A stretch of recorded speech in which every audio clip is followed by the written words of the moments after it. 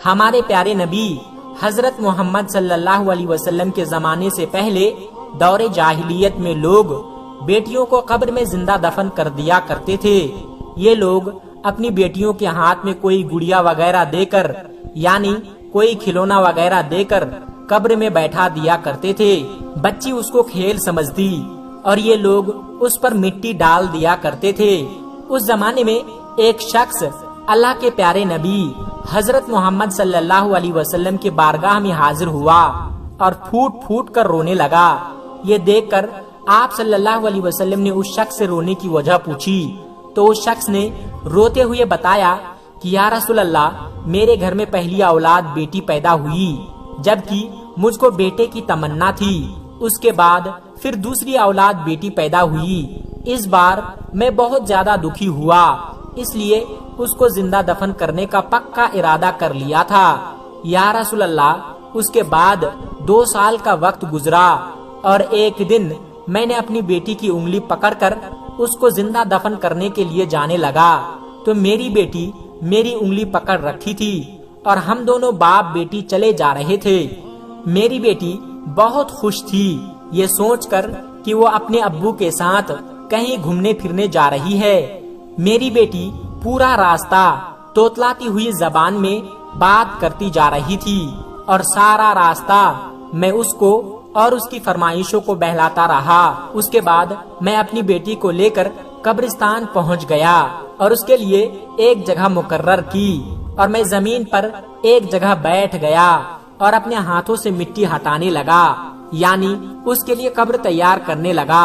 اور جب میری بیٹی مجھے ایسا کرتے ہوئے دیکھا تو وہ بھی میرے پاس آ گئی اور وہ بھی اپنے ننھے ننھے ہاتھوں سے مٹی کو ہٹانے لگی۔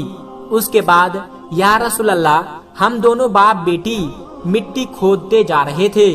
میں نے اس دن صاف اور سفید کپڑے پہن رکھے تھے۔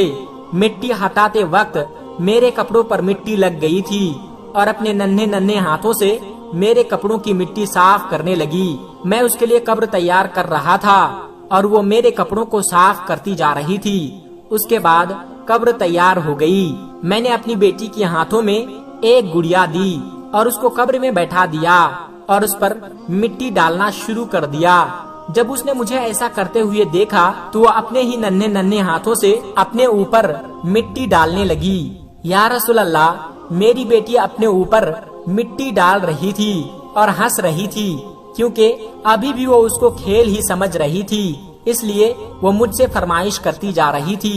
لیکن میں دل ہی دل میں جھوٹے من سے خدا سے دعا کر رہا تھا کہ یا اللہ، مجھے بیٹی نہیں بیٹا چاہیے، مجھے بیٹا دے دے۔ میں دعائیں کرتا رہا اور میری بیٹی دفن ہوتی رہی۔ پھر آخر میں نے اس کے سر پر مٹی ڈالنا شروع کیا تو وہ بہت ڈر گئی۔ پھر اس نے خوف بھری نظروں سے میری طرف دیکھا اور کہنے لگی کہ ابا جان، آپ پر میری جان قربان، آپ مجھے کیوں دفن کر رہے ہیں؟ میں نے اپنے دل پر پتھر رکھ لیا تھا اور اپنے دونوں ہاتھوں سے جلدی جلدی اس پر مٹی ڈالنا شروع کر دیا۔ میری بیٹی روتی رہی اور دیکھتی رہی اور میرے لیے دعائیں کرتی رہی، لیکن میں اس پر مٹی ڈالتا رہا اور دیکھتے ہی دیکھتے اس کو زندہ دفن کر دیا۔ دوستو، یہ وہ شخص تھا جو پیغمبر حضرت محمد صلی اللہ علیہ وسلم کی بارگاہ میں تھا اور دہاڑے مار مار کر رو رہا تھا۔ یہ سن کر اللہ کے پیارے نبی حضرت محمد صلی اللہ علیہ وسلم کی آنکھوں میں بھی آنسو آ گئے اور آپ کی داڑھی مبارک آنسوؤں سے تر ہو گئی۔ آپ نے فوراً اللہ کی بارگاہ میں ہاتھ اٹھائے اور اللہ سے دعا کی اور فرمایا کہ اللہ، جو اپنی بیٹیوں کا نہیں ہوگا وہ کبھی بھی میرا بھی نہیں ہوگا۔ ایسے انسان کو اللہ کبھی معاف نہیں کرے گا۔ دوستو، اسی طرح ایک مرتبہ اللہ کے پیارے نبی حضرت محمد صلی اللہ علیہ وسلم کی محفل سجی ہوئی تھی۔ اتنے میں ایک شخص آپ صلی اللہ علیہ وسلم کی بارگاہ میں حاضر ہوا اور بڑے ہی ادب کے ساتھ کہنے لگا کہ یا رسول اللہ، کیا مجھے معافی مل سکتی ہے؟ تو یہ سن کر آپ صلی اللہ علیہ وسلم نے فرمایا کہ اے شخص، تمہارا گناہ کیا ہے؟ وہ شخص عرض کرنے لگا کہ یا رسول اللہ، میرا گناہ بہت بڑا ہے۔ اس زمین اور آسمان سے بھی بڑا ہے، کیا مجھے معافی مل سکتی ہے؟ تو یہ سن کر اللہ کے پیارے نبی حضرت محمد صلی اللہ علیہ وسلم نے فرمایا کہ اے شخص، تو نے ایسا کون سا گناہ کیا ہے جو اس زمین اور آسمان سے بھی بڑا ہے؟ کیا تو نے زنا کیا ہے؟ کیا تو نے شراب پیا ہے؟ تو وہ کہنے لگا کہ نہیں یا رسول اللہ، میرا گناہ اس سے بھی بہت بڑا ہے۔ یہ سن کر آپ صلی اللہ علیہ وسلم نے فرمایا کہ اے شخص، پھر تو نے ایسا کون سا گناہ کیا ہے جو اس کائنات سے بھی بڑھ کر ہے؟ تو وہ شخص عرض کرنے لگا کہ یا رسول اللہ، میں ابو جہل کا پیروکار تھا، یعنی کہ میں ابو جہل کو ماننے والا تھا۔ میرے علاقے میں ابو جہل کی حکومت تھی اور اس کا یہ اعلان تھا کہ اگر کسی کے گھر میں بیٹی پیدا ہو جائے تو اسے زندہ ہی دفن کر دے، اگر کوئی ایسا نہیں کرے گا تو اس کو گرفتار کر لیا جائے گا۔ یا رسول اللہ، میرے گھر میں کوئی اولاد نہیں تھی، میری شادی کو 14 سال گزر گئے تھے۔ میرے گھر میں ایک بیٹی پیدا ہوئی تھی، وہ بہت خوبصورت اور معصوم تھی۔ اس کو دیکھ کر میری بیوی مجھ سے کہنے لگی کہ یہ ہمارے گھر میں بڑی منتوں کے بعد پیدا ہوئی ہے، ہم اسے زندہ دفن نہیں کریں گے۔ حالانکہ ہمارے علاقے میں ابو جہل کا اعلان تھا کہ کوئی بھی اپنے گھر میں بیٹی نہیں رکھے گا، پھر بھی ہم دونوں میاں بیوی نے یہ فیصلہ کر لیا تھا کہ ہم اس بچی کو زندہ دفن نہیں کریں گے۔ اس لیے ہم نے اپنی بیٹی کو اپنے ساتھ گھر میں چھپا کر رکھ لیا اور چھپ کر اس کی پرورش کرنے لگے۔ اس طرح سے کرتے کرتے ہماری وہ بیٹی 8 سال کی ہو گئی۔ اب وہ چلنے پھرنے لگی، ہمیں ہماری وہ بیٹی بہت پیاری لگنے لگی۔ جب میں شام کو گھر واپس آتا تو میری بیٹی میرے سینے سے لگ جاتی، جس سے میری ساری تھکن دور ہو جاتی۔ یا رسول اللہ، اس طرح سے ہم نے 5 سال تک اپنی بیٹی کو چھپا کر رکھ لیا۔ لیکن ایک دن میں مکے کے چوک میں گھوم رہا تھا، اتنے میں ابو جہل نے میرا گریبان پکڑ لیا اور کہنے لگا کہ اے شخص، مجھے پتا ہے کہ تمہارے گھر میں بیٹی ہے، اگر تو اسے آج ہی زندہ دفن نہیں کرتا ہے تو کل حکومت کے لوگ تمہارے گھر آئیں گے اور تم دونوں میاں بیوی کو گرفتار کر کے لے جائیں گے۔ یا رسول اللہ، اس کی بات سن کر میں بہت ڈر گیا تھا، اس لیے میں نے اپنی بیٹی کو زندہ دفن کرنے کا فیصلہ کر لیا تھا۔ اس کے بعد میں اپنے گھر آیا اور میں نے پکا ارادہ کر لیا تھا کہ آج میں اپنی بیٹی کو زندہ دفن کر کے رہوں گا، آج میں اسے اپنی آنکھوں سے جدا کر کے رہوں گا۔ میں نے اس بارے میں اس کی ماں کو یعنی اپنی بیوی کو کچھ بھی نہیں بتایا۔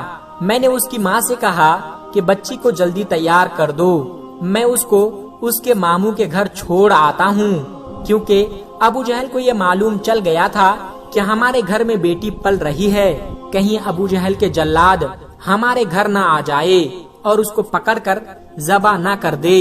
یہ سن کر اس کی ماں بہت ڈر گئی اور اس نے جلدی جلدی اپنی بیٹی کو تیار کر دیا، اس کو نہلایا، اس کو کپڑے پہنایا، اس کو دوپٹہ پہنایا، اس کی آنکھوں میں سرما لگایا۔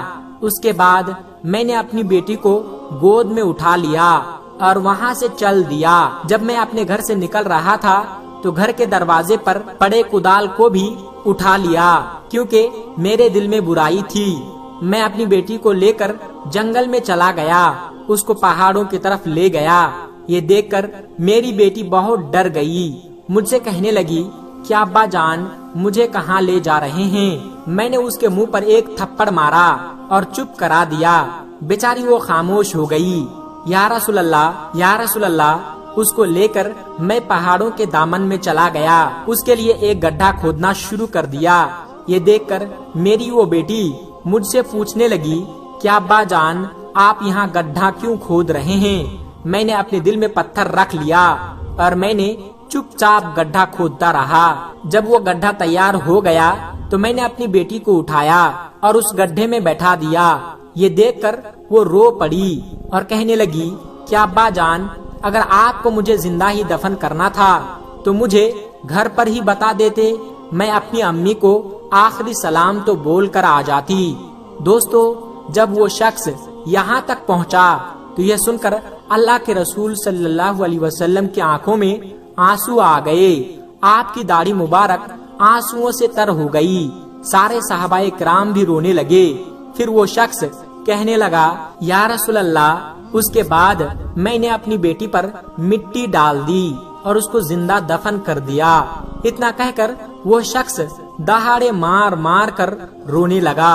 پھر وہ شخص کہنے لگا کہ یا رسول اللہ، میں نے جس دن سے اپنی بیٹی کو زندہ دفن کیا ہے، اس دن کے بعد سے میں نے ابھی تک نہیں سو پایا۔ وہ بچی روزانہ میرے خواب میں آ جاتی ہے اور مجھ سے کہتی ہے کہ ابا، کل قیامت کا دن ہوگا، اللہ کی عدالت ہوگی، میرے ہاتھوں میں آپ کا گریبان ہوگا۔ اے اللہ کے نبی، آج 40 دن بیت چکے ہیں، مجھ کو نیند نہیں آتی ہے۔ آج میں آپ کے دروازے پر آیا ہوں اس لیے کہ آپ رحمت للعالمین ہیں، مجھے معافی مل سکتی ہے؟ تو یہ سن کر آپ صلی اللہ علیہ وسلم نے فرمایا کہ اے شخص، تو نے تو بہت بڑی گناہ کی ہے، تو نے تو عرش کو بھی ہلا کر رکھ دیا، تو نے تو اس زمین کو بھی ہلا کر رکھ دیا۔ تجھے ذرا ترس نہیں آیا جب وہ بچی رو رہی تھی؟ اپنے ہاتھ کو کیوں نہیں روکی؟ جب تو اس پر مٹی ڈال رہا تھا تو تجھے ترس کیوں نہیں آیا؟ اے شخص، بے شک میں رحمت للعالمین ہوں اور پوری دنیا کے لیے رحمت بنا کر بھیجا گیا ہوں اور رحمت کا پیغام لے کر آیا ہوں۔ اگر تو بھی سچے دل سے توبہ کر لیا ہے اور کلمہ پڑھ لیا ہے تو اللہ تبارک و تعالی بہت بڑا رحمان اور رحیم ہے، وہ دلوں کے بھید کو جانتا ہے، بے شک وہ معاف کر دے گا۔ اور آخر میں حضور اکرم صلی اللہ علیہ وسلم نے اعلان فرما دیا کہ میں قیامت کے دن تک یہ اعلان کرتا ہوں کہ اگر میری امت میں جو کوئی اپنی بیٹی کی اچھی طرح سے پرورش کرے گا اور اچھی طریقے سے اس کی شادی کرے